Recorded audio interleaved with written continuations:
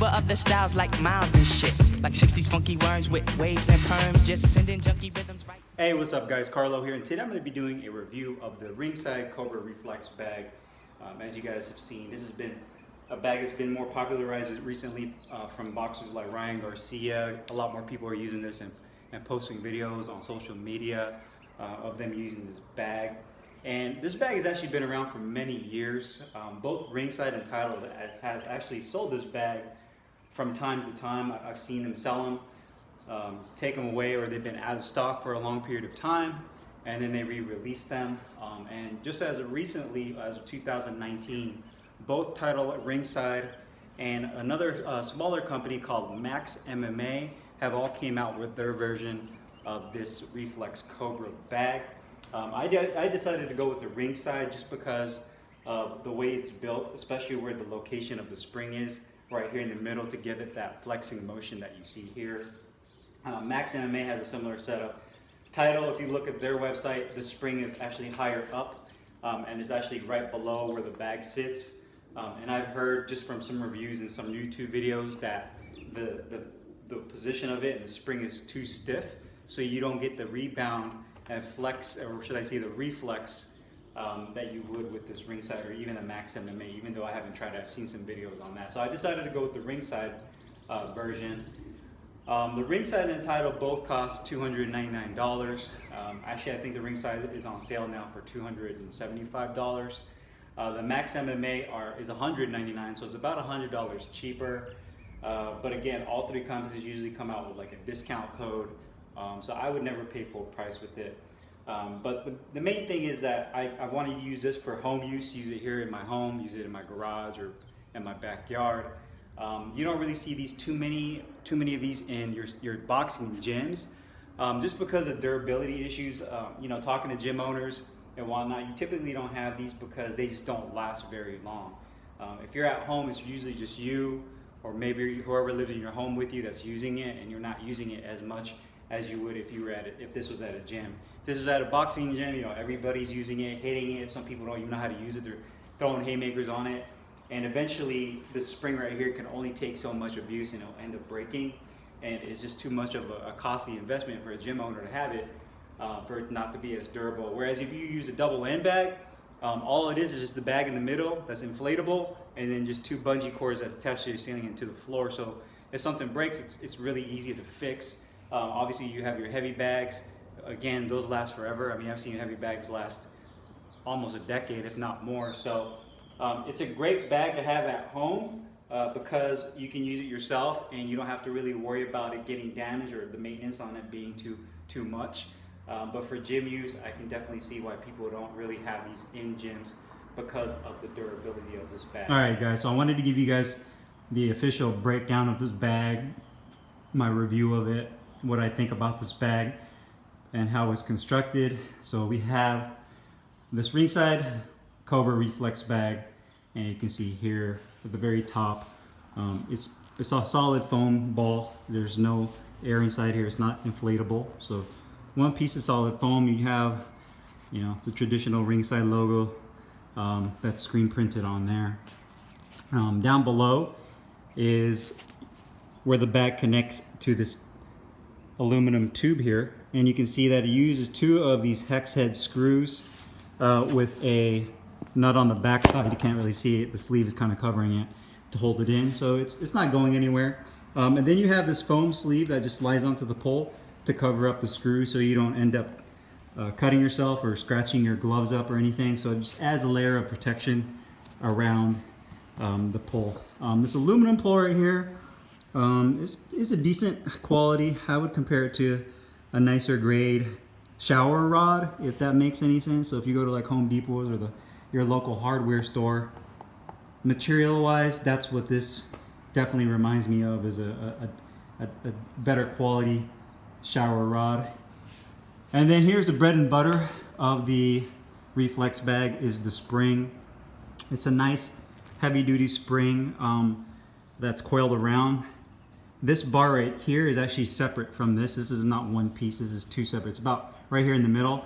So this coil actually screws onto this bottom piece right here.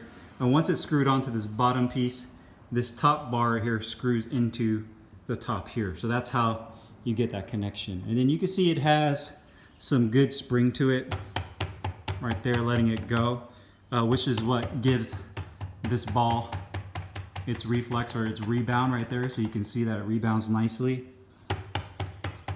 And I'll show you guys here in a little bit me hitting this bag to kind of give you an idea of how that reflexes. From there, it has this adjustment knob.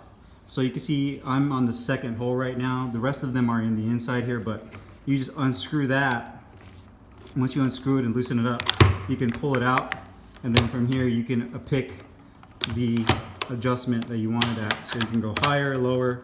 You can see how I adjusted there. So now it's locked in into this hole right here, and you just tighten that down so it doesn't loosen itself or back itself out. Now going down to the base, you can see it comes with this metal base plate that uses 4 screws. Now, if you have a garage or you have a, somewhere in your backyard that you don't mind drilling into the concrete, or you don't have a post-tension slab of concrete, you can just literally drill into the concrete and then anchor this down to the ground, and it literally is not going to go anywhere. But if you don't want to do that and you like the mobility of being able to move this bag around, like use it in your backyard, maybe you have a room inside of your house that you use to exercise in. And then the base that it comes with, it actually comes with this base. It's a plastic base that fills up with water or sand. And when it's filled up to capacity, it actually splits in the middle. So it has 2 openings, one opening for this side of the base and one opening this side. It can either fill up with sand or water. But at capacity, it's 140 pounds. So that is about 17 gallons of water total to fill it up. All I did was I got a little funnel from AutoZone, that little mechanics funnel that you use to like change your oil. I put it in that hole and I just put it under the spigot that I use to water the plants. So, and I use that to fill that up. And weight wise, it's actually a good amount of weight. When I'm hitting this bag, I don't feel like this thing jiggles around. It's pretty sturdy. It's not, you can see that the rebounding, the base of it doesn't slide around, and that's the last thing you want. It's kind of like a speed bag that has a crappy platform or a loose platform. When you hit the speed bag over and over, I hate that sound it makes where it kind of jiggles around, because now the speed bag isn't rebounding as fast as it could. And it's kind of the same instance with this reflex bag. If the base is too lightweight or it's not secure, when you hit it, this thing will just jiggle around. But with the 140 pound weight in it, with the water or whatever you use to fill it up, it's not going anywhere. If you feel like you need any more weight than that for whatever reason, which I don't see you needing, just because even when you hit it hard, it's not going anywhere.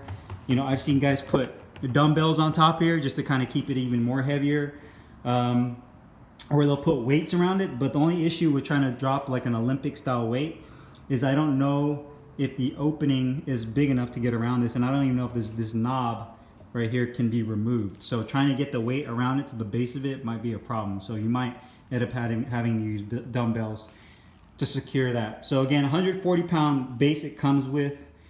This setup here, I got it on sale. I think it was like $275. Plus I got a coupon with Ringside. If you subscribe to their newsletter, it's really worth it, because they literally send a coupon out like every week to your email saying that they got 25, 30% off, $100 or whatever. So it's actually really worth it if you look to buy one of these.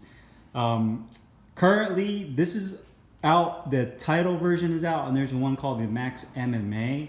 I decided to go with this Ringside one again because I like the way it rebounds, and I like the design of it where the spring is located at here to give it that rebound.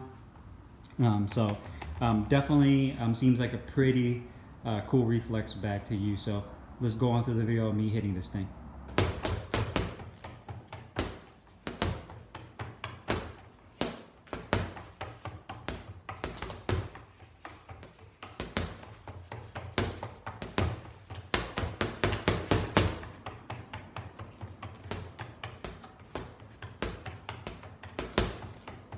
One thing you guys can see with hitting this reflex bag is that it rebounds a little bit different than a double M bag in the way that it arcs over.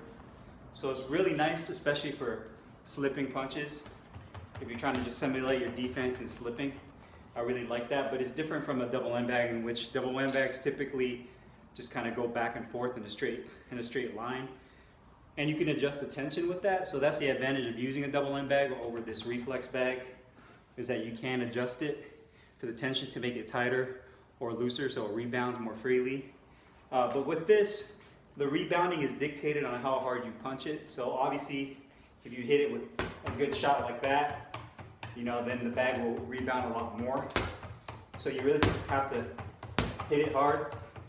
The actual foam, this bag itself is a really dense foam. So when you hit it, you get a really good feeling from the punch. It's pretty satisfying. It doesn't feel like a speed bag per se, because it doesn't really compress in, because it's just a solid foam bag. I would compare the actual feel of this foam to be like a really stiff, heavy bag. Not weight-wise, but just the feel of it when you land with your knuckles on the bag with your gloves on. So you can see just the big thing here again is just timing, using your timing, you're using your distance, that movement. You know, not everything has to be real hard.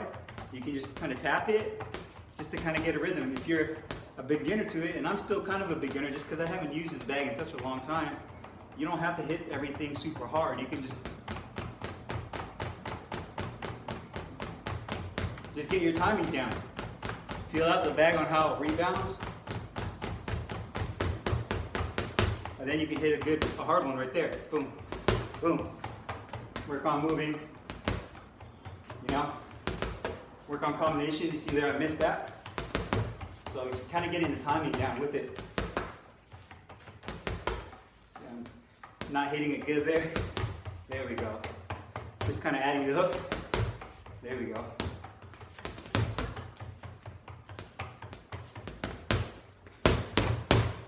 Hitting it with the right hand. One other thing I like about it is when you hit it hard, the rebound of it, you get like I feel like you get a better workout with this than the double end bag, because of the weight of this reflex bag right here. It has a nice pop to it, like I mentioned earlier, but you really have to put some effort into it if you're gonna hit it with multiple shots. So you can see the timing is a little off. You can hit it with uppercuts, you know, jabs, straights.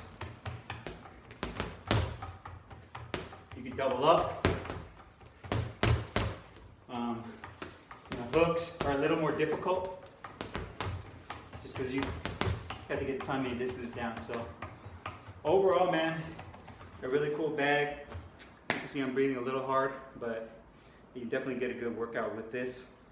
If you guys have any questions, make sure you guys leave them down below in the comments box. I'll put a link below in the description box where you can purchase this Ringside bag from. I'll see you guys next time. Thanks for watching.